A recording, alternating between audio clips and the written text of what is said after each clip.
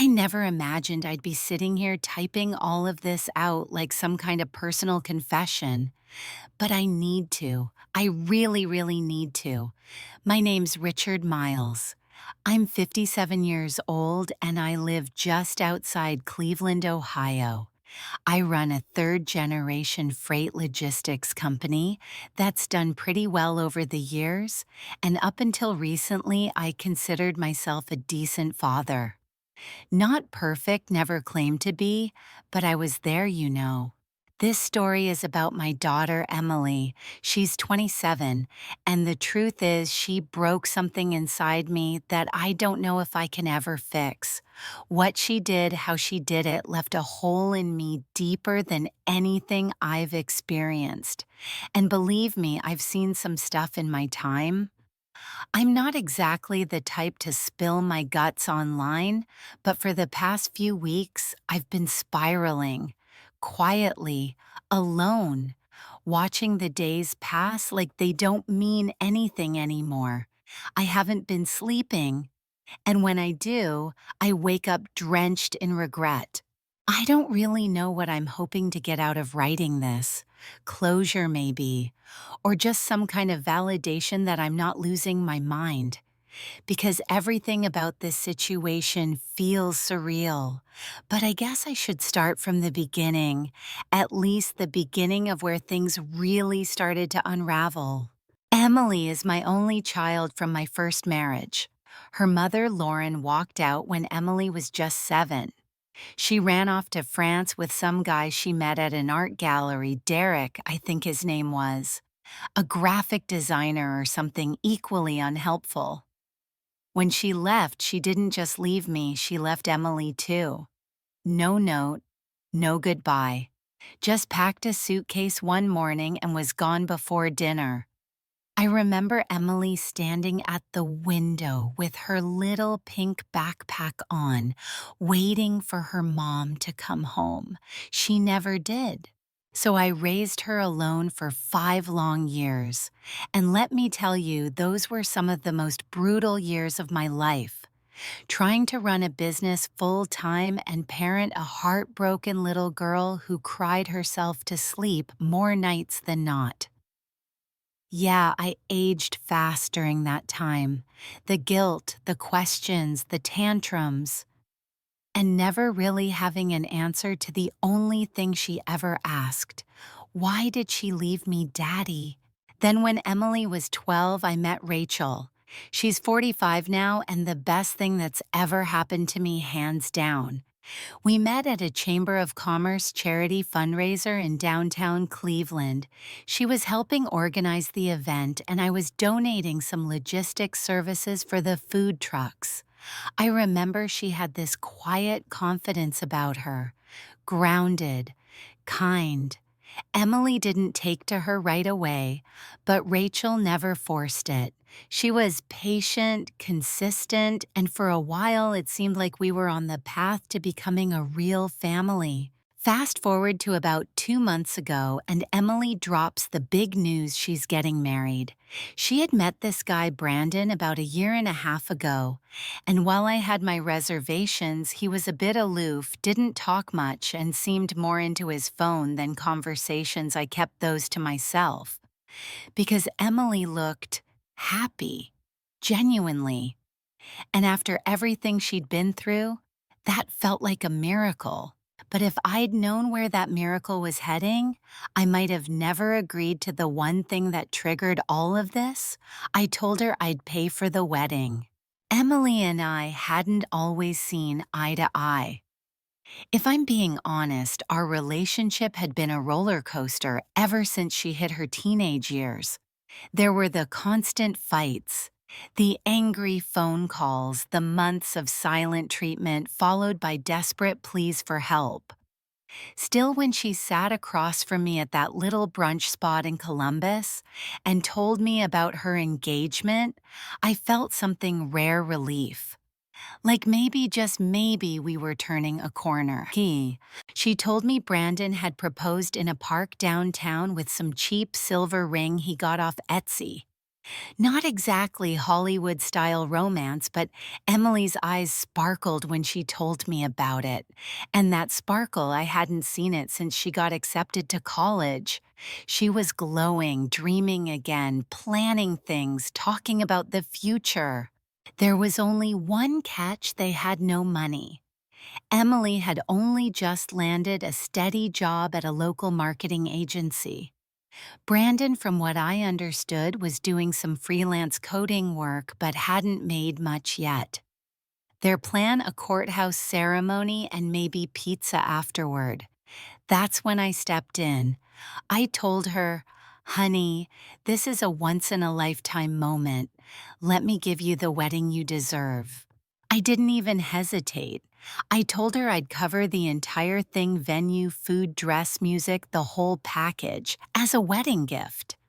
That conversation was one of the rare good ones we'd had in years. She even smiled and hugged me, said she couldn't believe I was doing that for her. That night I told Rachel what I'd offered. She was quiet for a second, then nodded and said, "If it helps build bridges, it's worth it."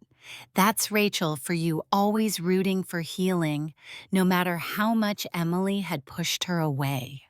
Within days, Emily was sending me links to Pinterest boards, Instagram reels of wedding decor, and color palettes. She loved warm blush tones, gold accents, and fairy lights. We even had a group text going for a while: me, Emily, and Rachel. For a split second, it felt like we were functioning, like maybe the version of father-daughter I'd always dreamed of wasn't totally lost. She picked this upscale venue near Lake Erie with a gorgeous dock for sunset photos and a ballroom that looked like it was plucked from a lifestyle magazine. I didn't even blink when I handed over the deposit: $18,000 just to lock it in. I figured, why not? This is the moment we all work for as parents, right? Emily even hired this planner, Tyson Grant. He had organized several big weddings in Northeast Ohio. Polished guy, suit and tie, handshake like a politician. He handled most of the logistics while Emily immersed herself in picking florals and desserts and arguing about napkin folds. I let her take the lead because it was her day. And honestly, what did I know about weddings? One evening, she sent me a photo of the lakefront view from the venue. I replied, "I'm proud of you, kid. Can't wait to walk you down that aisle." She responded with nothing but a thumbs up emoji. At the time, I didn't think much of it. She'd always been a little awkward about emotions. But looking back now, that tiny gray icon on my screen should have been the first sign that something wasn't right. For about 6 weeks, everything seemed fine. Emily dove headfirst into planning mode. Tyson kept sending over contracts and timelines, and I paid the bills as they came. One invoice after another: floral arrangements, specialty linens, even some kind of fancy espresso cart for the cocktail hour. The total kept climbing, but I didn't care. I thought we were finally bonding again. It felt worth it. Rachel helped me pick out a custom navy suit. I remember standing in the tailor's shop while she held up swatches for my tie and pocket square. "Maybe this one," she said, holding a dusty rose color to my chest. "It'll match Emily's palette." I laughed, called it too pink, and she rolled her eyes. It was a normal moment, and God, I held on to it. Then came the first weird moment. Rachel's cousin Lisa ran into one of Emily's old college friends at a cafe in Akron. Just casual small talk. Lisa mentioned how excited our side of the family was for the big day, how she couldn't wait to see Emily walk down the aisle. The friend blinked, confused. "Wait," she said. "I thought she wasn't inviting." "You guys?" Lisa asked what she meant. The girl looked uncomfortable. She said she was cutting ties with toxic relatives, for mental health. That phrase, toxic relatives, hit me like a gut punch when Lisa told me, but I waved it off at the time. Probably just a misunderstanding. I told Rachel. Emily would have said something if she felt that way. Rachel didn't answer, just gave me that look, the one that said she wasn't so sure. A few days later, my brother David called me. He lives in Austin, and he needed to know the exact wedding date so he could book flights. I told him I'd get the info from Tyson, figured it'd be an easy phone call. But when I called the planner, he got real cagey. "I'm sorry, Mr. Miles," he said. "The guest list is finalized. I'll need to check with the bride before making any changes." That didn't sit right with me. I'm her father. I told him, trying to keep my voice steady. "I'm paying for everything. Can you at least send me the current list so I can see if we're missing anyone?" More hesitation. Then he muttered, "Unfortunately, I'm not authorized to share the guest list without Emily's consent." And that's when something snapped. I might have lost my cool. Okay, I definitely lost my cool. "Look," I told him, "you're getting paid with my money. If I don't see that guest list, I'll be calling your boss and having a different conversation." He went quiet, then finally relented. The guest list showed up in my inbox later that day.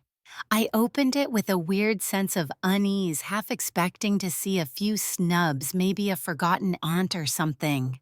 But what I saw, my name wasn't there, neither was Rachel's. What was there, though, what nearly made me drop my laptop, was this: "Father of the bride, Derek Whitman, escorting bride down aisle." Derek, the same Derek who vanished overseas with Lauren 2 decades ago. The man who told Lauren he wasn't ready for fatherhood and told me to my face, "She's your problem now." That Derek. Suddenly everything made sense. She hadn't just removed me from the wedding. She was replacing me. I stared at that PDF for what felt like an hour. Scrolling, re-scrolling, double-checking names like maybe mine had been moved to another section. It hadn't. The line that broke me was in bold text, clear as day: "Father of the bride, Derek Whitman." Not only had she erased me, she'd installed him in my place. The same man who hadn't so much as sent her a birthday card in 2 decades. The same guy who jetted off to Nice, bought a vineyard with Lauren, and pretended his ex-girlfriend's daughter didn't exist. And now he was suddenly worthy of walking her down the aisle. That was the plan. I called my sister Megan first. She's always been the calm one in the family. I told her what I'd just found out. There was a long pause on the other end before she sighed and said I thought something was going on. "Emily told Mom and Dad a while ago that you were emotionally distant, that you used to yell, that Rachel alienated her." Wait, what? Then I started making calls. My parents, Rachel's side, even Emily's godmother. Every single person I spoke to had heard some variation of the same thing: that I had been abusive, that I controlled Emily's life, that I manipulated her decisions. One of my cousins even mentioned hearing that Rachel had banned Emily from the house over jealousy. The truth, none of it was real, but it didn't matter. Emily had been setting the stage for months, maybe longer. She was rewriting our history, twisting it so she'd have justification to cast us aside without consequence. And I had funded every step of that plan. Tyson, the planner, later forwarded me copies of her emails. One section stood out like a scar: a full paragraph with instructions for the venue's security team, stating that under no circumstances were Richard Miles or Rachel Miles to be admitted. She even listed backup ID checks in case we tried to sneak in. I felt sick, actually sick. My stomach turned. Rachel found me that night hunched over in my office chair, clutching the printed emails in one hand and a bottle of bourbon in the other. I hadn't even realized I'd started crying. For a week straight, I spiraled. I left voicemails, dozens of them, some calm, some angry, a few too emotional to admit out loud. "Why are you doing this to me, Em? What did I do that was so unforgivable? You're letting a stranger walk you down the aisle. Why one after another?" No response. Rachel tried her best to hold us both together. She made sandwiches I didn't touch, sat silently next to me while I drank myself numb. The worst part wasn't even the betrayal anymore, it was the silence, the void, like I didn't exist. And then came the cherry on top. Rachel's niece tagged Emily in a post from her bachelorette weekend. A photo of her laughing at some rooftop bar in Chicago, veil over her curls, surrounded by smiling friends and glitter balloons that read "Future Mrs. Kendall." She looked radiant, joyful, untouched by the storm she'd left in her wake. Meanwhile, I sat in a dark office watching my daughter's perfect world unfold without me in it. After a week of marinating in rage, guilt, confusion, and more alcohol than I'd consumed in the past 10 years combined, I made up my mind. I had to see her. No more voicemails, no more waiting, no more silence. Rachel tried to stop me. "Rich, just wait until you're calmer," she said, rubbing my shoulder gently. "You're not thinking clearly."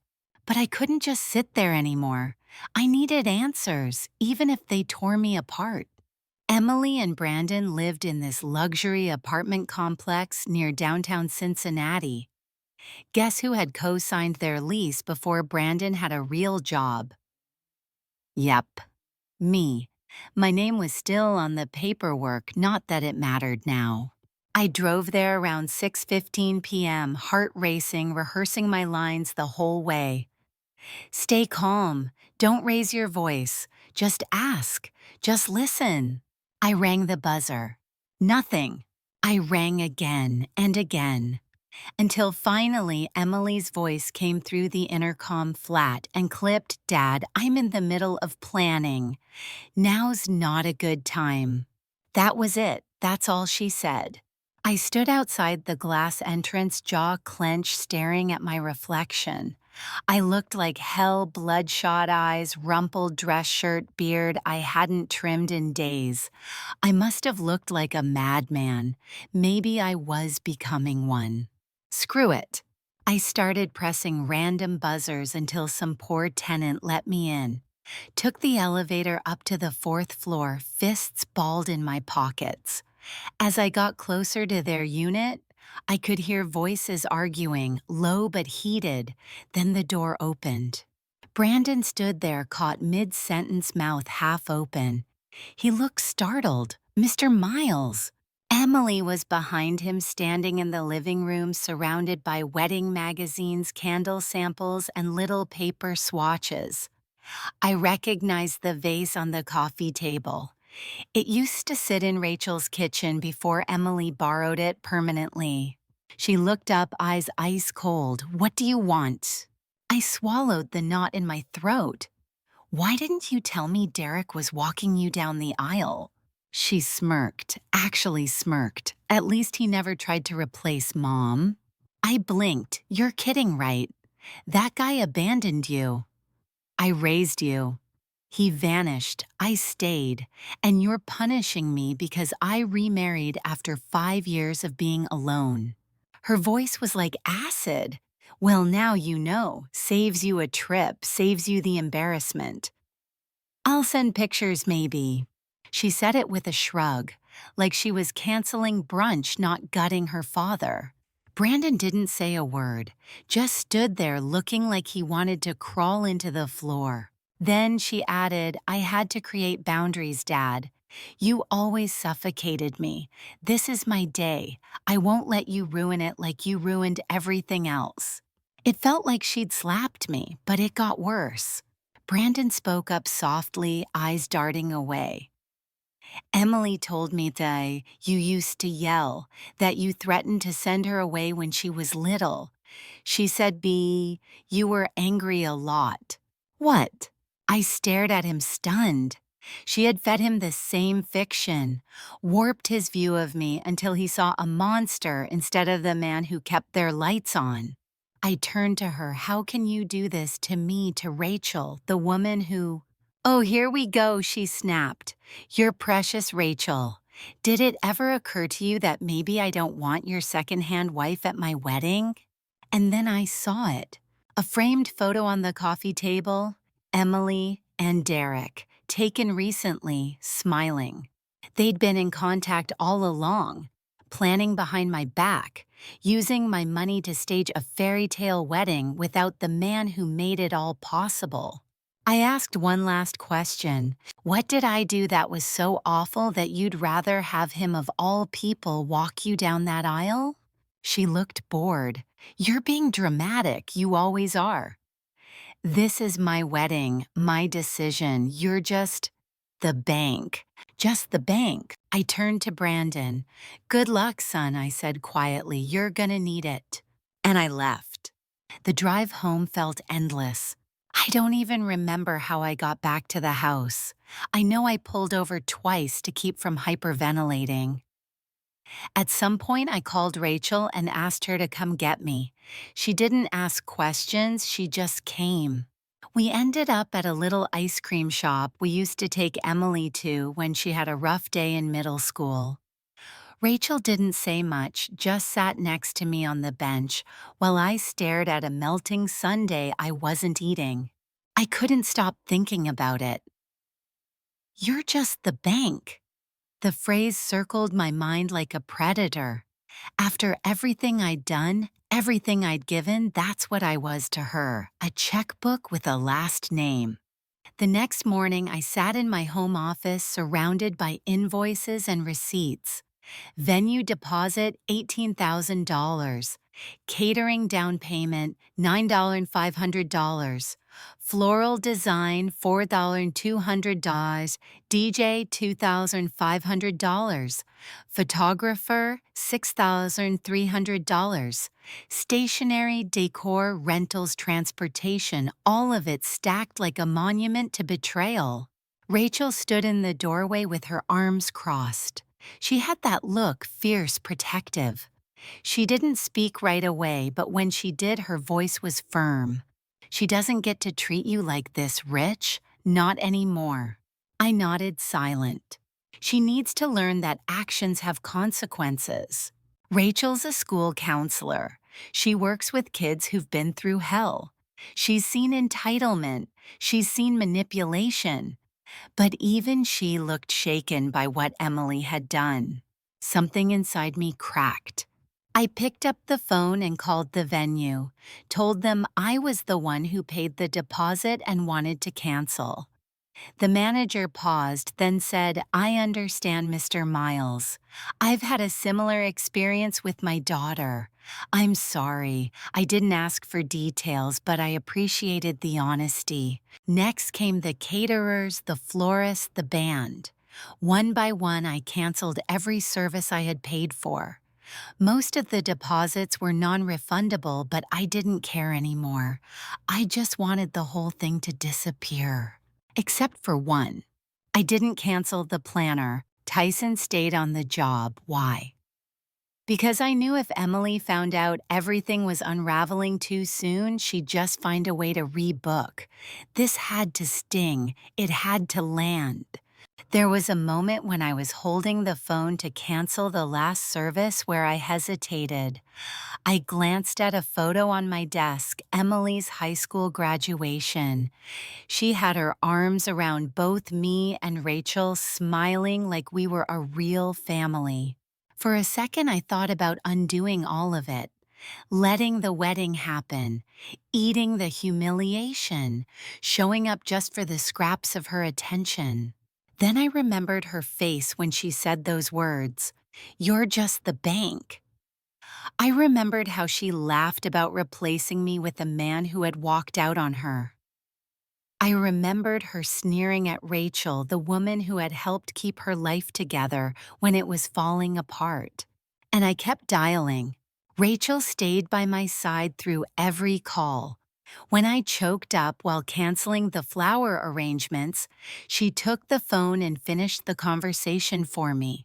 She never once said, "Are you sure?" or "Maybe wait." She just stood in the fire with me, calm and steady. The only thing I didn't cancel was the dress.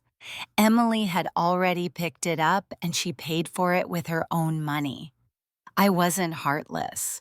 That dress was the one thing she'd truly cared about in this whole mess. Still, every time a new email pinged from Tyson's office reminders about table assignments or song selections for the father-daughter dance, it felt like a blade turning in my chest. But it was done. The wedding was coming, and there would be no wedding. Saturday arrived like a countdown to detonation. Rachel and I stayed home. No TV, no music, just silence and the occasional glance at our phones. It was supposed to be Emily's big day. Instead, we were waiting for the bomb to go off. Around 10:05 a.m., my niece Haley, Megan's daughter, started texting, fast, nonstop. Apparently, Tyson and his setup crew had arrived at the venue ready to start unloading everything: tablecloths, string lights, floral arrangements. But security stopped them at the gate. The venue had received cancellation paperwork with my name on every document. Tyson tried to argue, flashing his emails, but the guards wouldn't budge. The venue manager was clear. This event has been canceled. Entry is not permitted. By 11:00, Emily showed up. Hair curled, makeup flawless, wedding gown shimmering. She had no idea. Haley said she watched from her car, heart racing as Emily walked toward the front gates with that confident, camera-ready smile. Then the security guard stopped her. Emily's smile froze. She argued, screamed, tried to shove past them. The staff stood firm. No entry, she kept shouting. "There must be some mistake, my planner's inside." They told her the planner had just left. Emily's screaming could be heard across the parking lot. And the irony. Right as she lost it on the staff, she screamed, "Do you know who my father is?" The same father she hadn't wanted anywhere near the event. But the biggest twist, Derek never showed. Mr. Walk Me Down the Aisle vanished. Again. Not a call, not a text, nothing, just another no-show in a lifetime full of them. Emily started calling him repeatedly, her voice going from furious to pleading, straight to voicemail every time. Then Brandon arrived. According to Haley, he looked like he'd just woken up from a nightmare. Wrinkled tucks, hair unkempt, confused and pale. He tried to calm Emily down, but she wasn't having it. She stormed across the venue lawn, tripping over her dress, yelling at everyone, at Brandon, at security, even at random guests. Guests, yep. Over 200 people started arriving. Cars lined the street. People in formal wear just standing there, confused, calling each other, calling Emily, calling Tyson. No one had answers. To top it all off, the catering trucks still showed up, 3 of them. The drivers had no idea the event was off. They blocked traffic, making everything worse. Guests were standing around in confusion while Emily continued to unravel.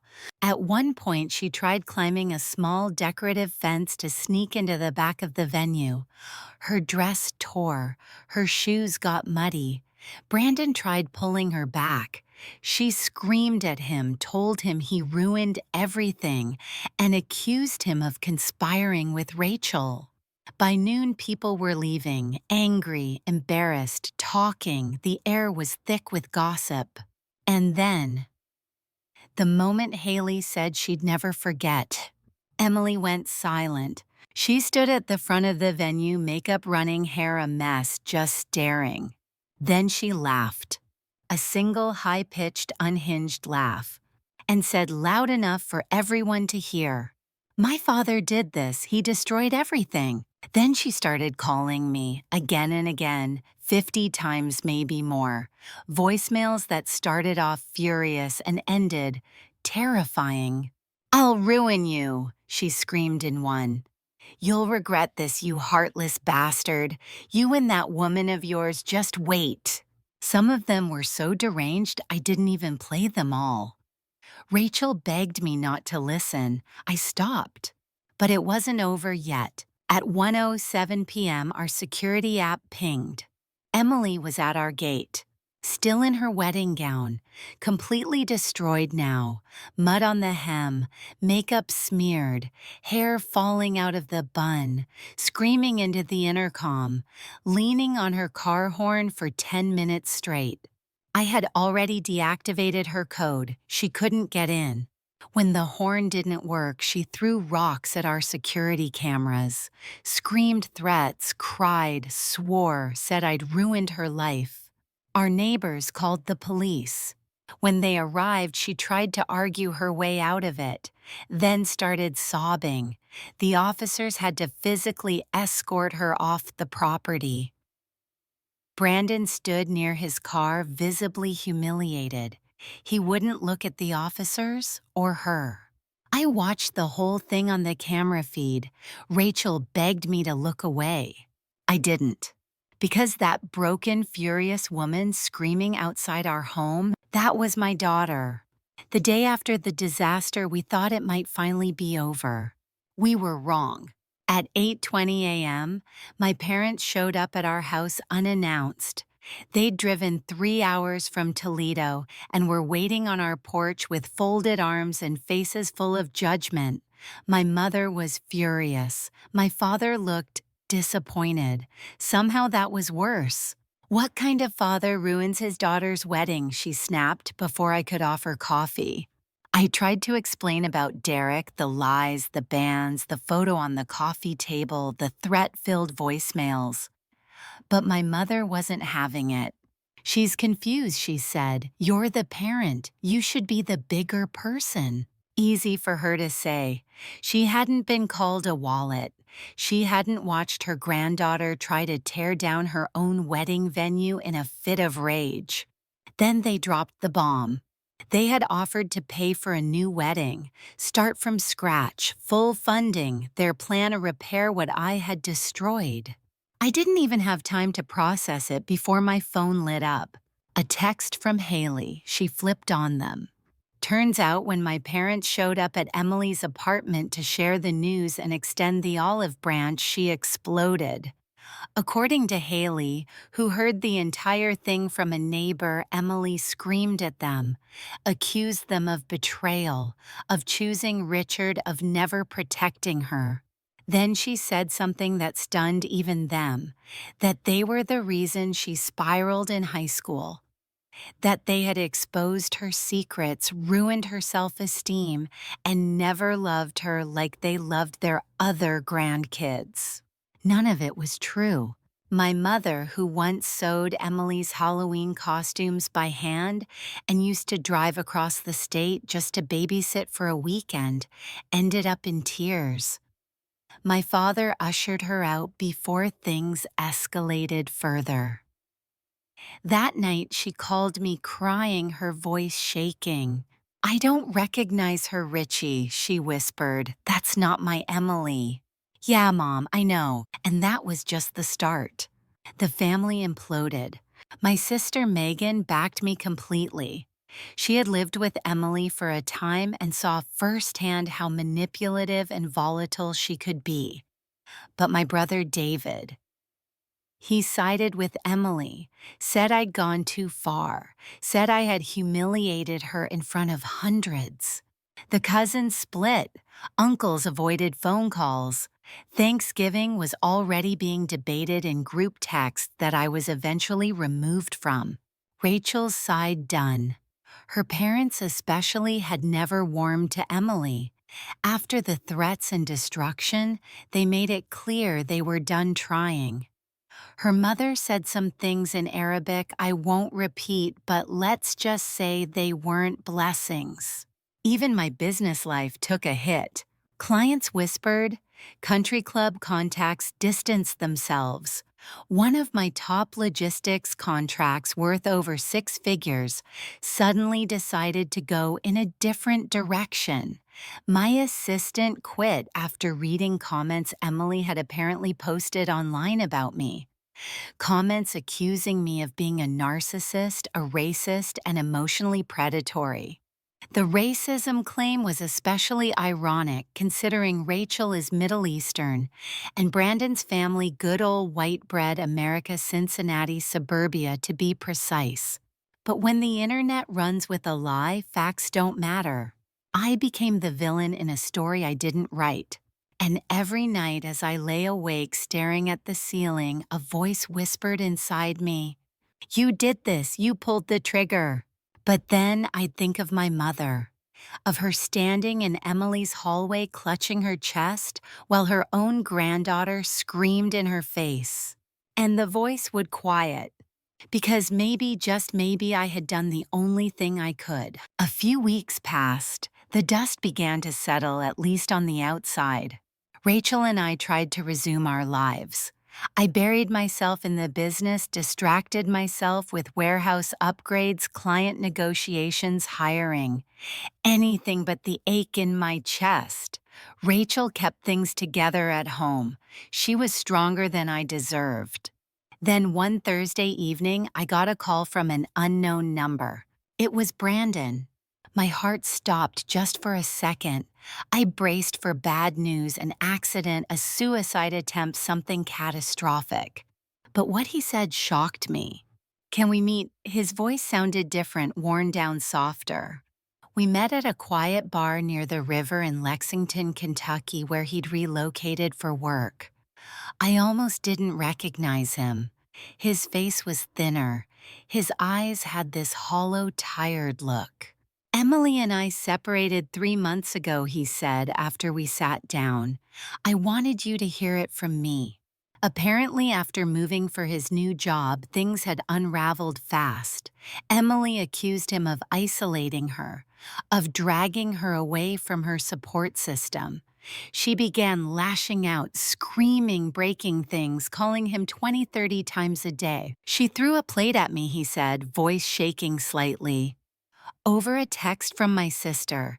She said I was replacing her just like you did." I didn't know what to say. Then Brandon did something I didn't expect. He apologized. "For believing her," he said. "For letting her poison my view of you and Rachel. I should have seen the signs earlier, but she's persuasive. You know that better than anyone." He said the wedding fiasco was just the start. After that, she spiraled. He tried to get her to seek help, but she refused. Eventually, he moved out. She kept calling, threatening, blaming him for everything. That's why he reached out. "Do you think you could talk to her?" he asked. "Try to get through." Part of me wanted to scream, "Are you serious?" But another part, the part that still saw my daughter as the little girl who once clutched my hand during a thunderstorm, said yes. So I went. Rachel begged me not to go alone. "She's not stable, Rich," she said, "and you've been through enough." I went anyway. Her apartment was a mess. Trash piled in corners, wine bottles everywhere, broken picture frames. She answered the door with red-rimmed eyes and a look that sent a chill through me. She didn't say hi, didn't even acknowledge my presence. "What do you want?" she snapped. "I just want to talk," I replied gently. "I think you need help." She laughed, a bitter, hollow sound. "Help from you? You ruined my life. You destroyed my wedding. You turned everyone against me." I stood still, trying to stay calm. "You can blame me all you want, but this isn't about me, or Rachel, or Brandon. This is about you." Then she said something that shook me to my core. "I hate her. I wish she'd disappear. I've thought about making that happen." Her eyes were cold, and for the first time I felt afraid not for myself but for Rachel. I left. Fast. Called Brandon from the car, told him she needed real intervention, that I couldn't do it anymore, not alone. I thought that would be the end. But then I remembered someone Samantha Emily's old best friend from high school. Her family used to live next door when we were in Indianapolis. They'd moved to South Africa, but I knew Sam still talked to Emily occasionally through Instagram. So I reached out, told her the truth, asked if she'd talk to Emily not as a father, but as a friend. Surprisingly, it worked. 2 weeks later, Emily started therapy. I don't know how long she'll stick with it. I don't know if she's actually facing her demons or just going through the motions, but she's going. She even called my parents and apologized. She hasn't called me, and I don't expect her to. She says she'll never forgive me, never forgive Rachel, and maybe she won't. Maybe the version of Emily I knew before the anger, before the entitlement was gone a long time ago. But here's what I do know. I loved her more than anything. I gave her everything I had: time, money, patience, second chances. But there comes a point where love becomes enabling, where devotion becomes damage. I used to believe that parents should never give up on their children. Now, I believe that sometimes letting go is the most loving thing you can do. And it hurts like hell.